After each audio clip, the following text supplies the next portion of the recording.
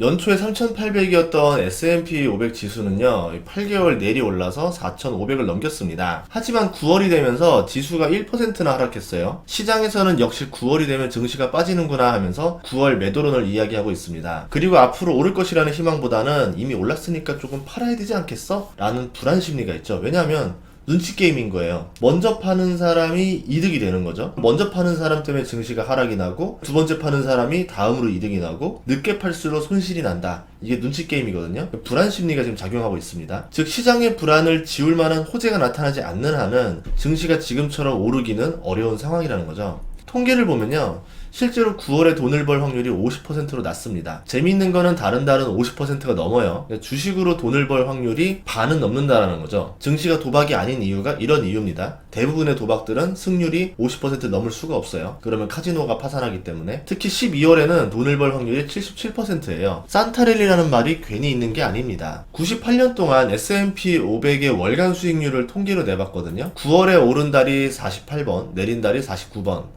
반반 정도 됩니다. 하지만 수익률로 보면은 9월만 유일하게 마이너스 0.8%예요. 다른 달은 모두 플러스 수익률을 냈고요. 주식 투자자한테 있어서 보릿고개가 9월입니다. 다른 달은 모두 플러스 수익률을 냈죠. 유독 9월의 수익률이 나쁘다라는 건데 이게 진짜로 그런지 아닌지를 제가 보여드릴게요. 이렇게 통계를 보면은 사람들 심리상 보릿고개가 9월이구나, 9월을 이겨내던가 아니면은 그냥 9월에 주식을 하지 말자 이렇게 생각을 하고 매년 9월만 되면 이야기가 나와요. 하지만 저는 이런 통계를 싫어해요. 통계가 중요한 게 아니라 넥스트, 이제 9월, 10월, 11월, 12월 호재가 있는가 없는가, 악재가 얼마나 있는가, 이런 변수들을 봤을 때 방어적인 투자를 하는 게 유리할 것인가, 공격적인 투자를 하는 게 유리할 것인가, 이런 걸 계산해야 되지 9월이니까 팔고 10월에는 사라? 이거는 아니죠. 사람들이 트라우마라는 게 있어요. 최근에 벌어졌던 일들을 보면서 이번에도 이럴 거야 라는 생각을 합니다. 작년 9월 S&P 500이 600포인트가 하락했습니다. 파월의 잭슨홀 미팅 이후에 증시가 무너졌죠. 그리고 2021년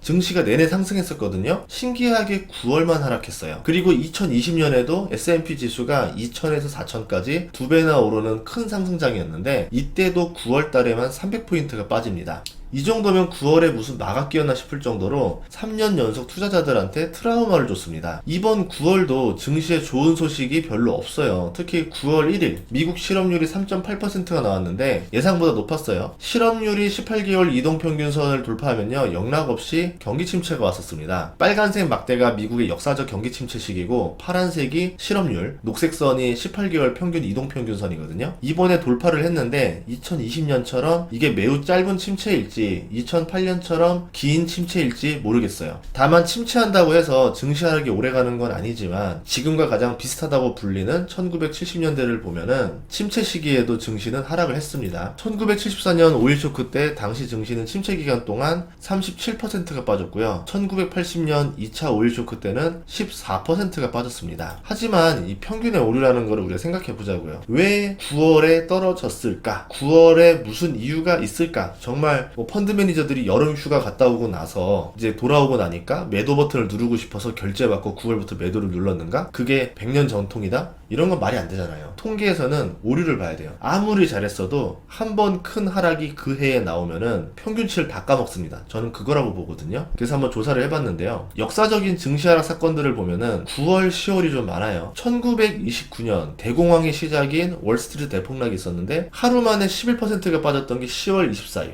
검은 목요일이죠. 하루 만에 13% 빠진 게 10월 28일 검은 월요일, 다음날 하루 만에 또 12%가 빠진 10월 29일 검은 화요일이었습니다. 합치면 어마어마한 하락률이죠. 아직까지 이 정도 쇼크를 준 증시 하락이 없었습니다. 1987년 10월 19일에는 하루 만에 증시가 23% 빠진 블랙 먼데이가 있었어요. 둘 다 10월이었습니다. 그럼에도 불구하고 다른 10월 달에는 상승을 많이 했기 때문에 이 평균치를 많이 회복을 해준 거예요. 그런데 9월 달은 그런 게 없었어요. 2000년 9월에는 닷컴 버블의 첫 하락이 시작됐었고 2001년 9월에는 쌍둥이 빌딩 테러 사건이 나면서 증시가 급락했습니다. 9월 달에 깎아먹은 게 엄청 크죠. 리먼 사태도 2008년 9월에 일어났습니다. 강력한 사건이 9월에 몰려 있었죠. 그러다 보니까 평균 자체가 나빴고 최근 3년에도 9월마다 빠져버리니까 평균이 나쁘게 나오는 거죠. 그러면서 그 다음에도 9월은 주식하는 거 아니야 또 이런 말들이 나올 것 같은데, 하지만 평균적으로 9월 달에 뭐 큰 상승이 역사적으로 없었고 이렇기 때문에 상충되는 게 없었다라는 거죠. 계절적인 영향도 아니고 이거는 수급적인 영향도 아니고 그냥 사건들의 합이기 때문에 그렇다. 너무 우리가 평균 때문에 오류를 범하지 않았으면 좋겠다 이렇게 말씀을 드려요. 물론 지금 상황이 좋진 않아요. 중국 문제는 점점 커지고 있고 채권 금리는 계속 올라가고 있고 유가도 계속 올라가고 있고 인플레가 다시 들어올리고 있고 경기 침체 우려는 계속 나오고 있고 연착륙 이야기는 쏙 들어갔죠. 그리고 연준은 방향성 없이 데이터 보고 결정하겠다면서 애매모호한 태도를 취하고 있어요. 신뢰도가 떨어지고 있죠. 거기다 미국의 재정 적자는 계속 일어나고 있습니다. 전반적으로 아군이 하나도 없어요. 근데 그렇다고 해서 증시가 떨어지느냐? 그거는 또 모르는 일이에요. 확률적으로 보면 떨어질 확률이 높아 보이긴 하지만